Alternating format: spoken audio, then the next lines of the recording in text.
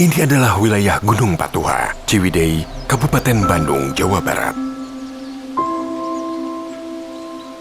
Ciwidey dengan berbagai potensi wisata alam, dikelilingi perkebunan teh, perkebunan kopi, buah-buahan, dan sayur-sayuran yang merupakan tumpuan hidup masyarakat Ciwidey.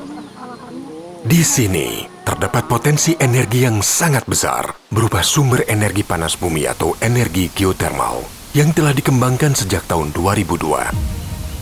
Sumber energi panas bumi, energi terbarukan, energi masa depan. Kementerian SDM saat ini sedang membuat review RUKN. National Strategy Electricity-nya itu kita tingkatkan kemampuan energi baru terbarukan yang lebih stabil. Dan porsi untuk geothermal itu kita segerakan.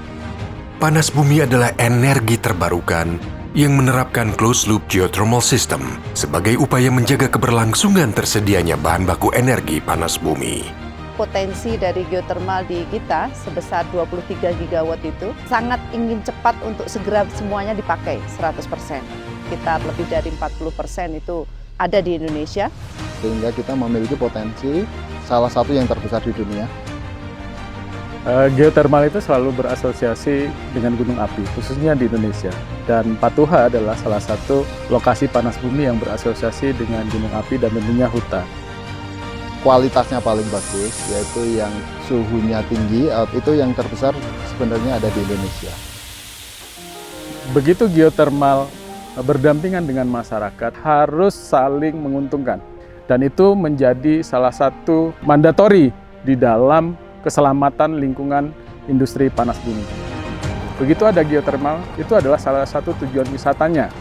Geothermal Center of Excellence, tempat di mana kita bisa belajar geothermal sambil menikmati pemandangan. Geodipa insya Allah akan membuat sarana edukasi. Inilah Geodipa Energi, pembangkit listrik tenaga panas bumi. Secara umum, bumi memiliki 4 lapisan utama. Lapisan teratas dinamai kerak bumi atau crust. Lapisan kedua yaitu mantel bumi. Di bawah lapisan mantel bumi dinamai lapisan inti luar atau outer core. Dan lapisan berikutnya disebut dengan lapisan inti dalam atau inner core yang merupakan sumber panas bumi. Lapisan inti luar terdiri atas batuan keras yang sangat panas karena berada tepat di atas lapisan inti dalam. Suhu inti dalam bumi mencapai 4.400 hingga 5.200 derajat Celcius. Ini adalah lapisan mantel yang terdiri dari batuan berpori dan memiliki rongga-rongga besar yang merupakan reservoir berisi air. Uap panas di dalam reservoir memiliki temperatur hingga 200 derajat Celcius. Uap panas dihasilkan karena reservoir berada di atas batuan keras inti luar, dengan temperatur mencapai 3.000 hingga 3.800 derajat Celcius.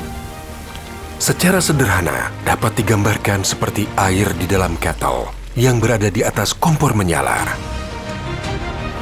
Air dan uap panas di reservoir inilah yang menjadi bahan baku panas bumi untuk diproses menjadi tenaga atau energi, untuk kemudian dikonversi menjadi listrik.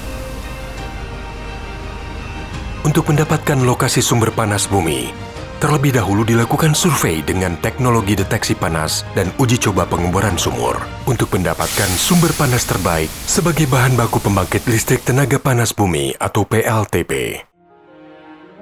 Pengeboran lapisan bumi dilakukan sedalam 1.500 hingga 2.500 meter untuk mencapai reservoir sumber panas bumi.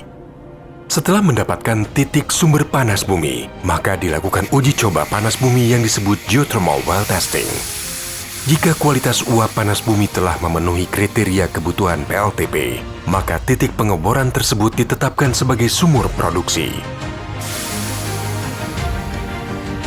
Ini adalah wellhead atau kepala sumur produksi yang berfungsi mengalirkan uap panas melalui pipa-pipa yang tersambung dalam suatu sistem pembangkit listrik tenaga panas bumi. Wellhead beroperasi pada tekanan hingga 7,1 bar dan temperatur uap panas mencapai 175 derajat Celcius, sehingga perlu dilengkapi katup untuk mengendalikan temperatur dan tekanan uap. PLTP dipasok oleh beberapa sumur produksi. Jarak antara satu sumur produksi dengan sumur produksi lainnya mencapai beberapa kilometer pada suatu kawasan PLTP. Seluruh pipa uap panas akan tersambung ke steam receiving header. Selanjutnya uap panas akan masuk ke separator dan demister untuk memisahkan uap panas dengan zat-zat lain yang tidak diperlukan agar menghasilkan uap panas kering dan bersih. Uap panas yang telah bersih selanjutnya dialirkan ke turbin untuk menggerakkan turbin dengan tekanan uap panas. Turbin adalah komponen yang menghasilkan gerakan putaran pada kecepatan 3000 rpm yang terhubung dengan generator. Melalui putaran mekanik turbin ini, generator dapat menghasilkan energi listrik. Digunakan transformator atau trafo untuk menghasilkan tegangan listrik yang kuat dan stabil. Rangkaian aliran listrik dari generator ke trafo selanjutnya dialirkan ke gardu induk milik PLN untuk didistribusikan kepada warga masyarakat dan pengguna lainnya.